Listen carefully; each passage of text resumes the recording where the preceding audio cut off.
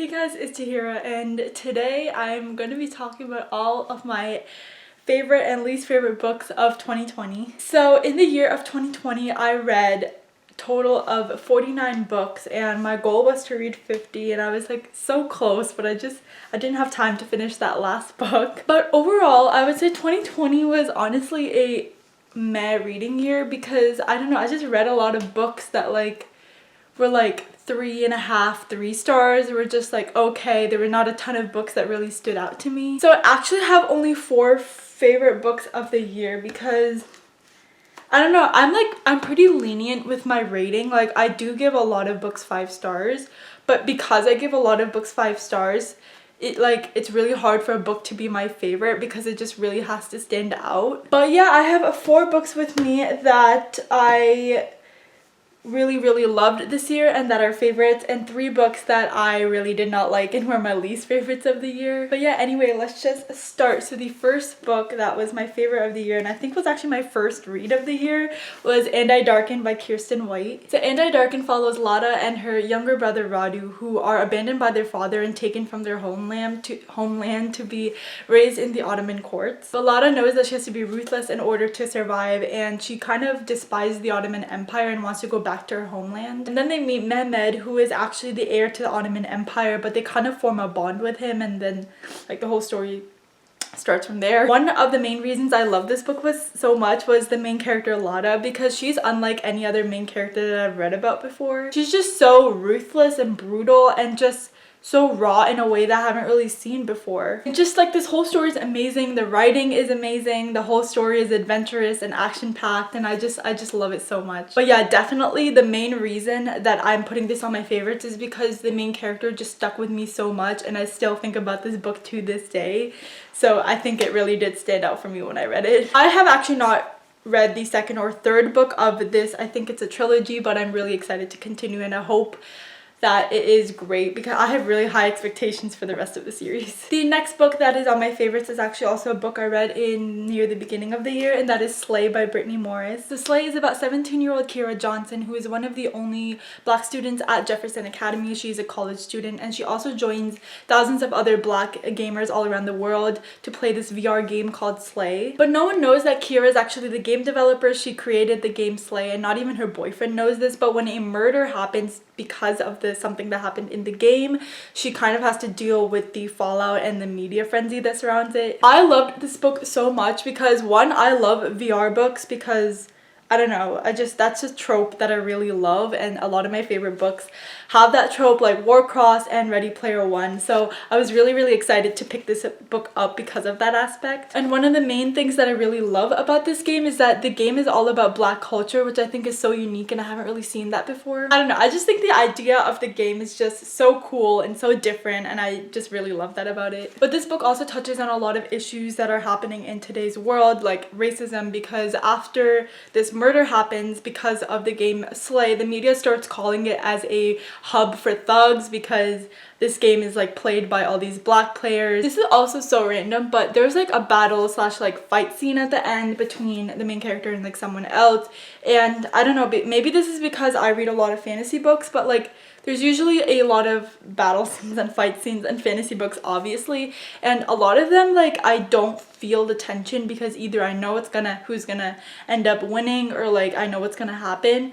But in this book, when I was reading it, I truly didn't know who was gonna win, and I really did feel the tension, which I think I don't really feel that a lot, so I think that's also something that's really great. But yeah, overall, this book had a really well executed I guess game slash VR plot, and I also talked a lot about important issues that are happening today. The next book should be no surprise at all because it's from one of my most favorite authors of all time, and that book is Chain of Gold by Cassandra Clare. Of course, this book had to be on the list because a Cassie Clare book is automatically a favorite of the year. But Chain of Gold is the first book in the Last Hours trilogy, which follows the kids of the main cast of the Infernal Devices, so this is set after the Infernal Devices. So Chain of Gold follows our main character Cordelia Carstairs, whose father is accused of a terrible crime. So her and her family kind of travel to London to try to prevent the ruination of their family, and in London they start facing these demon attacks of these demons that shadow hunters have never seen before, and Cordelia and the whole gang at London have to try to figure out what's going on. One of the main reasons I loved this book so much was actually the cast of characters. There's obviously a lot of big groups of characters in a lot of Cassandra Clare's novels, but this is actually probably one of my favorites of all of her series. I don't know, they're just all so precious and amazing, and I just love each and every one of them. But yeah, I feel like I don't really know what to say. I feel like we all know that Cassandra Clare is my favorite author. I have a whole shelf right here of all just Cassandra Clare books, so yeah, no surprise that this is going to be one of my favorites, and I'm so excited for Chain of Iron to come out later this year. And the last book that made my favorites of the year is by another author that is one of my favorites of all time, and that is Crescent City, House of Earth and Blood by Sarah J Maas. This is Sarah J Maas's new adult series, adult urban fantasy series, which is completely different from her Throne of Glass / ACOTAR world. The Crescent City follows our main character Bryce Quinlan, who is seemingly living the perfect life. She works hard all day and she parties all night.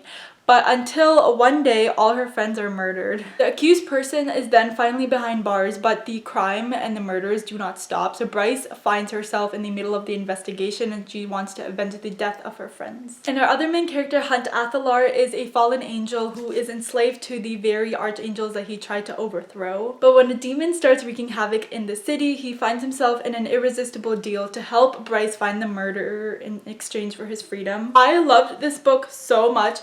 Just amazing, like pure perfection. I love Bryce and Hunt and their relationship. I love Danica, who is Bryce's best friend, and their relationship. Just their friendship is so beautiful and so heartbreaking, and it's just everything is so just amazing. I think this book has a mix of a lot of great things. It is full of action. It's also filled with a lot of great like lighthearted scenes, and some will say that this book is long because it is pretty long. I think it's just about 800 pages, and a lot of people will say that it could have been cut down, but I don't know, I really loved it and I didn't mind that it was long. But I really did love all of the characters, and I think that this is some of Sarah J Maas's best writing. This book also had some really emotional scenes. Like there is a moment at the end of the book that almost made me cry, and I never cry in books or movies. I don't know, it's just I never cry for things that are not real. I only cry for things in my real life. Like in my real life, I'm such a crybaby, but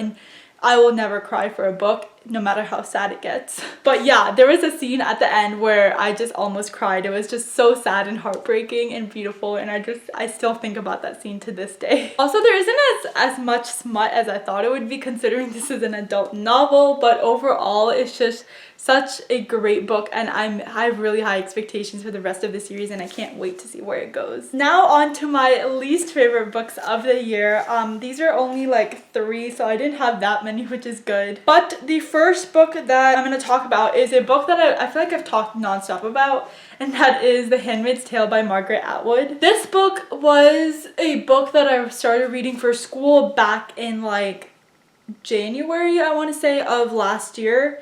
And I stopped reading it, and then I picked it up again last August, and then I finished it. I gave this book 1 star, which I almost never give to books, so it really means that I really did not like this book. And I'm really sad about it because I know this is such a classic and so many people love this book, but I don't know, either I'm a Gen Z child who expects a lot of like fast-paced stories, but this was just really boring and slow for me. At first, I was really excited to read about what life was like for the handmaids and like sort of like what their everyday life looked like, but that was basically what the whole book, just like their everyday life, and that kind of got really boring and repetitive after a while. I think I was just expecting something else, and I got something completely different from what I was expecting. I was expecting it to be a little more fast-paced and action-packed, but it was really just their mundane everyday life, which, don't get me wrong, is its own literary style. Like, you're basically doing a character study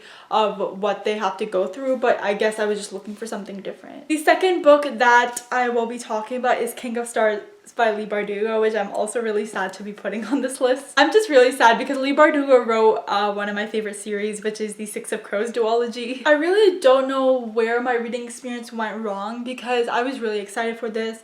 I read about all these characters before and I really love them in other books, but in this book, I don't know, I just felt so disconnected from the story and from the characters, and I didn't feel like reading the book. I had to force myself to read it to finish it, which is, you know, never good. I am willing to give the second book, I think it's called Rule of Wolves, a chance. Maybe that will get better.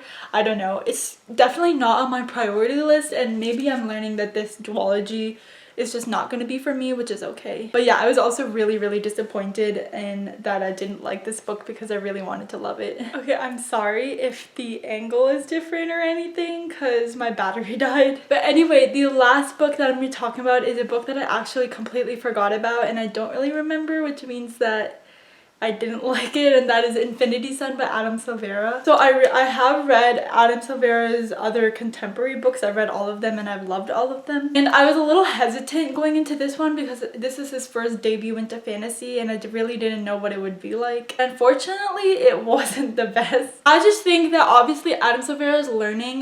This is his first debut into fantasy, so there's gonna be some ups and downs. I think the main thing is that a lot of the stuff, the world could have been explained more. It really wasn't explained that much. And the book was pretty short for a fantasy book. It was about the length of his other contemporary books.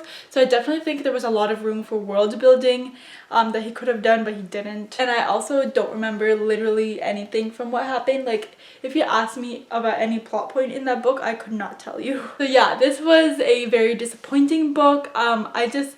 I really did want to read it, and it's not like I had low expectations. I knew that when someone is like going into a new genre completely different from their other genre, it's gonna take some work and take some time. As of now, I don't know if I'm gonna pick up the sequel. I might, just to see if it gets any better, but this one I didn't like. Anyway, those are all of my favorite and least favorite books of the year. Let me know down below your favorite book of the year and your least favorite book, as I would love to know. But that is it for this video. I hope you enjoyed and I'll see you next time. Bye!